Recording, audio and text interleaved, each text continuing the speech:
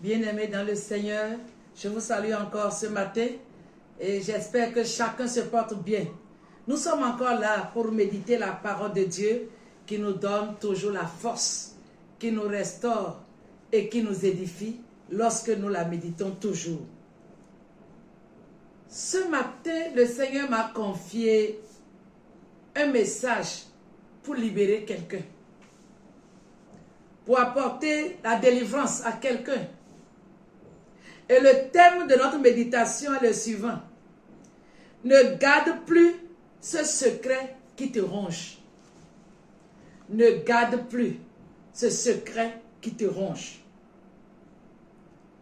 C'est une occasion que le Seigneur offre à quelqu'un aujourd'hui afin qu'il soit libéré du poids de la culpabilité qui l'assaille. Je veux parler des péchés non confessés qui sont comme des secrets, mais qui continuent de ronger aussi longtemps qu'on ne va pas les confesser. Et beaucoup de personnes sont troublées par cela.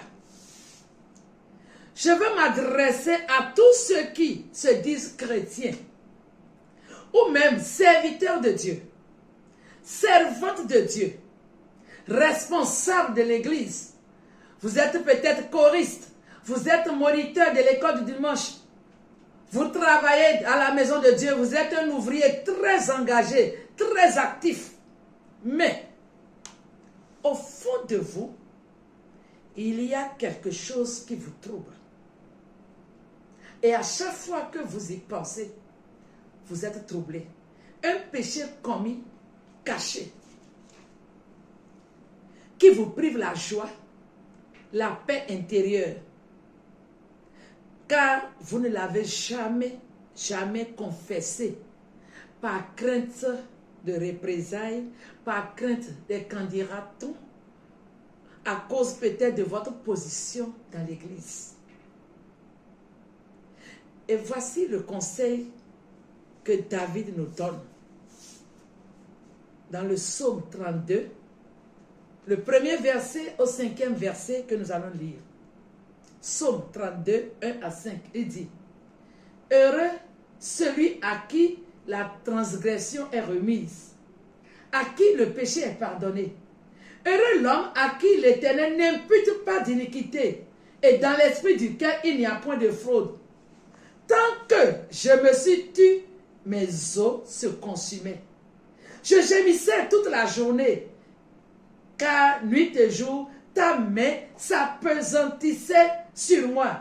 Ma vigueur n'était plus que sécheresse comme celle de l'été. Je t'ai fait connaître mon péché. Je n'ai caché mon iniquité. J'ai dit, j'avouerai mes transgressions à l'Éternel et tu as effacé la peine de mon péché. Amen. David a connu la même chose. Et il dit, tant que je n'avais pas avoué, tant que je me suis tu, mes os se consumaient. Et chaque jour, je gémissais. Quand on ne confesse pas un péché, on souffre à l'intérieur de soi-même. Et ce matin, nous allons retenir deux choses importantes. La première leçon à retenir est la suivante. Le péché caché produit la souffrance. Avant la confession de son péché, voyez ce que David a dit. Je souffrais, je gémissais jour et nuit. Ta main s'appesantissait sur moi. David n'avait pas la paix aussi longtemps qu'il gardait ce péché-là secret. Et il en est de même aujourd'hui. Quand on garde un péché comme ça, spirituellement, on n'est pas à l'aise. On souffre intérieurement. Quel que soit le péché commis, aussi longtemps qu'on ne le confesse pas, on ne sera pas à l'aise. Peut-être que tu es un serviteur de Dieu, un responsable, et le péché que tu caches te tourmente jour et nuit. Tu n'as pas la paix. Comme David l'a expérimenté, tu n'as pas la paix. Et sachez ceci, le temps n'efface pas le péché, non, seule la confession. Ce n'est pas parce qu'on le garde et que le temps passe qu'il va partir. Aussi longtemps qu'on ne l'a pas confessé, on ne sera jamais tranquille. Même si on rit en public, mais intérieurement, on pleure, on souffre, on a la tristesse, il y a l'amertume. Mais je t'annonce également une bonne nouvelle. Et c'est ça la deuxième leçon à retenir. Jésus pardonne tout péché. Quelle que soit la nature du péché, une fois qu'on le pardonne et on le confesse, Jésus nous pardonne. Il ne garde pas nos péchés. Et le psaume 32 à 4 dit, Seigneur, si tu te souvenais des iniquités, qui pourrait résister? Mais le pardon se trouve auprès de toi. David l'a expérimenté. Dieu ne garde pas nos iniquités. Le péché qu'on confesse, Dieu ne le garde pas. Les hommes gardent nos péchés. Les hommes se souviennent de nos péchés, mais Dieu, quand nous confessons, il nous pardonne totalement.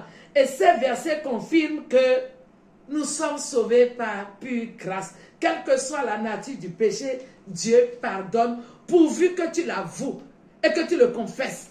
Jésus a pardonné par exemple à la femme que les hommes avaient amenée devant lui, qu'on avait surpris en flagrant délit d'adultère. Elle méritait la lapidation selon les hommes, mais au pied de Jésus, elle a reçu le pardon. Et la Bible déclare dans 1 Jean 9, si nous confessons nos péchés, il est fidèle et juste pour nous pardonner et nous purifier de toute iniquité. C'est là la solution pour que tu aies la paix, la confession. Chère sœur en Christ, je vais te parler directement ce matin. Ce qui te ronge et qui te rend malade, tu sais. Et il faut que tu confesses. Peut-être que tu sais que cet enfant-là ne vient pas de ton mari. Ce n'est pas l'enfant à ton mari. C'est un péché, un secret que il faut confesser pour que tu sois guéri, pour que tu aies la paix. Mon frère, toi-même tu sais dans ton cœur ce qui te ronge là et tu es agité chaque jour.